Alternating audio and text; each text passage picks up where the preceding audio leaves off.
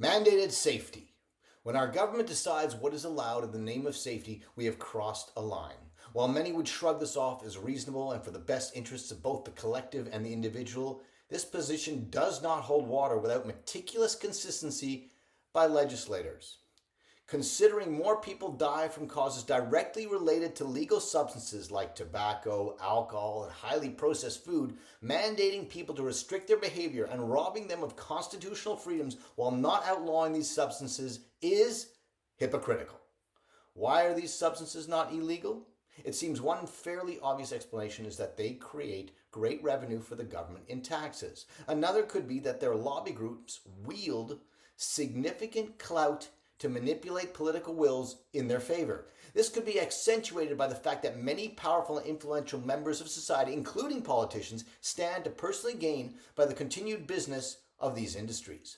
If the government's primary motive is to take care of the people's well-being, these substances would not have the freedom of commerce they do have. It seems clear that the people's health is not really the government's top priority.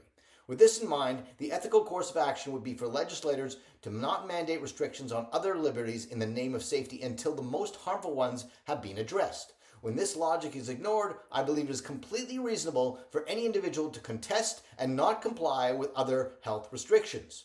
Moreover, when government mandates treating every citizen as being at equal risk, they are basically declaring themselves devoid of an understanding of medical science, biomedical ethics, and logic. In almost every circumstance, different people will have different risk profiles.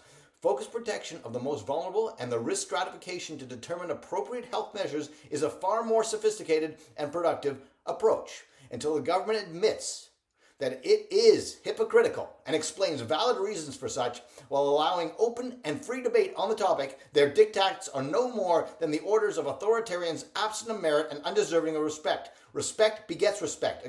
A government which surveils, mandates, suppresses questions, and does not explain their full agenda is a force of paternalistic tyranny, infantilizing the adult citizens who they are meant to be serving. These adult citizens' taxes are what props up the government's capacity to operate. The many essential workers provide infrastructure and means for the government to rule. It is a breach of contract for the government to reduce citizens' rights and freedoms to the inconsistencies of their whims. As the healthcare system clearly displays its incredible incompetence, negligence, and corruption, it should motivate all of us to take greater personal responsibility for our own health and well-being. A government that is a repeat offender in enabling iatrogenic harm and death has lost the right to dictate how we choose to manage our risks and build our physical resilience.